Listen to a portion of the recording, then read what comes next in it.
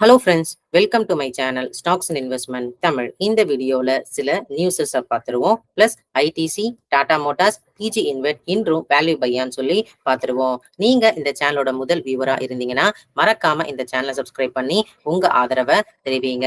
Already சப்ஸ்கிரைபராக இருந்தீங்கன்னா உங்கள் ஆதரவுக்கு மிக்க நன்றி. டிஸ்க்ளைமர் என்னன்னா, நாங்கள் சிபில் ரிஜிஸ்டர் ஃபினான்ஷியல் அட்வைசர் கிடையாது. இது எஜுகேஷனல் பர்பஸ்க்காக எங்கள் ஒப்பீனியனை சொல்கிறோம். ஸோ நீங்கள் இன்வெஸ்ட்மெண்ட் டிசிஷன் எடுக்கிறதுக்கு முன்னாடி ஒரு சிபில் ரிஜிஸ்டர் ஃபினான்ஷியல் அட்வைசர் மறக்காம கன்சல்ட் பண்ணணும்.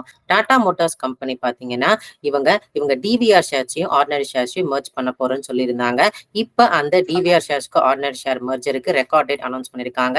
செப்டம்பர் 1 ரெக்கார்ட் டேட்டா கொடுத்திருக்காங்க. ஸோ செப்டம்பர் 1க்கு முன்னாடி இருக்கிற இன்வெஸ்டர்ஸ்க்கு எல்லாமே 10 ஷேர் நீங்க டிவிஆர் ஷேர் வச்சிருந்தீங்கன்னா அது 7 ஆர்டினரி ஷேர்ஸா மாறும். அதுக்கு மேல வாங்குறவங்களுக்கும் இல்லைன்னா அதுக்கு அதாவது ஒரு 10 ஷேர் பதிலா 12 ஷேர் 13 ஷேர் வச்சிருந்தீங்கன்னா மீதி இருக்கிற ஷேருக்கு எக்ஸாக்டா ரெக்கார்ட் டேட்ல என்ன பிரைஸ் இருக்கோ அந்த அமௌண்ட் வந்து உங்க அக்கௌண்ட்டுக்கு கிரெடிட் ஆகிடும். ஸோ அவங்க சொன்ன மாதிரியே 2 மாசத்துல இந்த ஆர்டினரி ஷேர்ஸும் அதுக்கப்புறம் டிவிஆர் ஷேர்ஸும் மெர்ஜ் ஆயிடுன்னு சொன்னாங்க. அதுக்கேற்ற மாதிரி செப்டம்பர் ரெக்கார்ட் டேட் கொடுத்திருக்காங்க. ஸோ உங்களோட அக்கௌண்ட்ல 30ஆம் தேதிக்குள்ள இந்த டாடா மோட்டார்ஸ் டிவிஆர் ஷேர் இருந்துச்சுன்னா நீங்க இந்த மெர்ஜருக்கு எலிஜிபிளா ஆவீங்க. ஸ்டில் டாடா மோட்டார்ஸ் டிவிஆர்ஸ் அவங்க பியர்ஸ் எல்லாம் கம்பேர் பண்ண சொல்லும் பொழுது ஒரு நல்ல வேல்யூ கன்சிடரேஷனா தான் இருக்காங்க.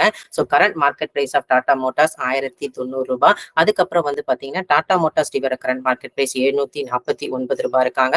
ஒரு 2 to 3% அளவுக்கு மார்ஜின்ஸ் ஆர்பிட்ராஜ் வந்து தெரியுது. ஸோ செப்டம்பர் 1 ரெக்கார்டட் அதுக்குள்ள இந்த ஷேர்ஸ் அதாவது ஆகஸ்ட் 30க்குள்ள இந்த ஷேர்ஸ் வச்சிருந்தீங்கன்னா நீங்க இந்த மெர்ஜருக்கு எலிஜிபிள். 10:7 ரேஷியோல 10 டிவிஆர் இருந்தா 7 ஆர்டினரி ஷேர்ஸ் உங்களுக்கு கிடைக்க வாய்ப்பு இருக்கு. அதுக்கப்புறம் அது பேசஞ்சர் வெஹிக்கல்ஸ் கமர்ஷியல் வெஹிக்கல்ஸும் பிரிஞ்சு உங்களுக்கு நல்ல லாபம் தரவும் வாய்ப்புகள் இருக்கு. அடுத்து ஐடிசி ஷேர்ஸை வந்து பாத்துருவோம். ஐடிசி ஷேர்ஸ் வந்து இந்த பட்ஜெட்ல இருந்து கொஞ்சம் நல்லாவே ரேலி ஆனாங்க. ஏன்னா பட்ஜெட்ல சிகரெட் ரிலேட்டடா வந்து எந்த டாக்ஸஸும் வந்து இல்ல. 500 ரூபாய்க்கு மேல இருந்தாங்க. ஸோ 500 ரூபாய் கீழே போனா நான் கன்சிடர் பண்ணலாம் அப்படின்னு சொல்லி யோசிச்சு வச்சிருந்தேன். நேத்து 500 ரூபாய் கீழே போயிருக்காங்க. ஸோ ப்ராஃபிட் இந்த தடவை மார்ஜினா டிக்ளைன் ஆயிருக்கு. முக்கியமா அவங்க ஆக்ரி அண்ட் பேப்பர் பிசினஸ்ல வந்து குறைஞ்சிருக்கு.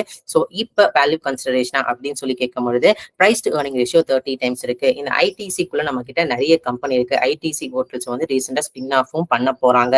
ஸோ அதுக்கப்புறம் ஐடி கம்பெனி ஒன்று இருக்கு, ஆக்ரி பிசினஸ் கம்பெனி ஒன்று இருக்கு, பேப்பர் போர்ட் பிசினஸ் கம்பெனி இருக்கு, ஸ்ட்ரீம் கம்பெனி இருக்கு, சிகரெட் பிசினஸ் கம்பெனி இருக்கு. அதே மாதிரி டாப் 3ல இருக்கிற எஃப்எம்சிஜி கம்பெனிஸும் இருக்கு. ஸோ இந்த வேல்யூவேஷன்ஸை பார்க்கும் பொழுது 30 டைம்ஸ் வேல்யூவேஷன்ஸ் எனக்கு கன்சிடரபிளா வந்து தோணுது. ஸோ எப்பவுமே நான் ஒரு லெவல் வச்சிருப்பேன். இந்தந்த லெவலுக்கு ஐடிசி வரும்போது ரெகுலரா எஸ்ஐபி பண்ற மாதிரி. ஸோ அந்த மாதிரி 500 ரூபாய் கீழே வந்திருக்காங்க. இப்போ இந்த வேல்யூவேஷன் நல்ல கன்சிடரேஷன். ஆனா எஸ்ஐபி மோடு தான் இப்போதைக்கு கரெக்டா இருக்கும்னு நான் நினைக்கிறேன். பட் லாங் டேர்ம் வியூ இருக்கு. பொறுமையா நான் இந்த மாதிரி ஷேர்ஸை சேர்க்க போறேன் அப்படின்னு இருக்கிற இன்வெஸ்டர்ஸ்க்கு இந்த மாதிரி ஷேர்ஸ் வந்து கரெக்டாவே பொருந்தும். ஸோ எப்பவுமே ஐடிசி இப்போதைக்கு வேல்யூ தான் இவங்க பிஎஸ் வந்து கம்பேர் பண்ண சொல்லும் பொழுது 30 டைம்ஸ் ஏர்னிங்ஸ் நிறைய பிசினஸ் இருக்கிற இந்த கம்பெனிக்கு ஒரு ஜஸ்டிஃபைபிள் வேல்யூவேஷன்ஸா நான் பாக்குறேன்.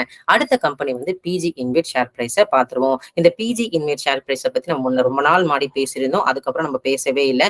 இப்ப 100 ரூபாய் கீழே ட்ரேட் ஆயிட்டு வந்திருக்காங்க. ஸோ ரெகுலரா இந்த கம்பெனி வந்து டிவிடெண்ட் கொடுத்துட்டு இருக்காங்க. ரீசென்ட் டைம் 12 ரூபாய் அளவுக்கு ஒரு வருஷத்துக்கு டிவிடெண்ட் கொடுத்தாங்க.